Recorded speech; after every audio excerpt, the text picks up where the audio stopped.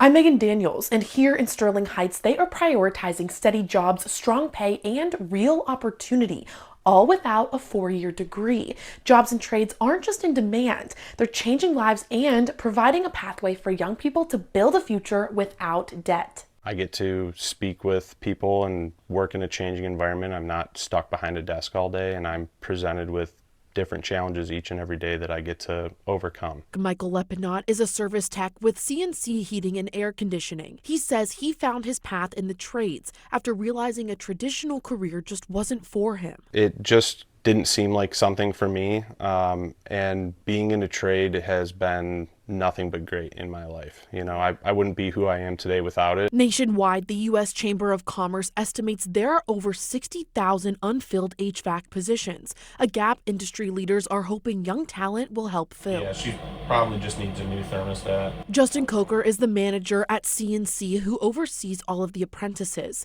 He tells me the company invests heavily in training new talent, often fresh out of high school. Every person's a little bit different, but we want to make sure that when we're putting our technicians into people's homes, they feel confident, we feel confident, and the customer feels confident. Coker says he knows that journey firsthand. I started many years ago as a maintenance technician, quickly worked my way up through service and now into management. And there's some guys that, veer off into more of a sales role. There's some guys that just continue to do service until they retire. And while many young adults face college debt, Michael says the trades offer something different: stability and freedom. I can only imagine what it would be like to have hundreds of $1,000s of debt and not be able to get a job in the field that I studied for. I know a lot of people that way, family members even, that spent years at college and have master's degrees and doctorates, and they're constantly faced with an open job market and not knowing where their next paycheck is going to come from. Instead, he found success through hard work and a career that continues to grow.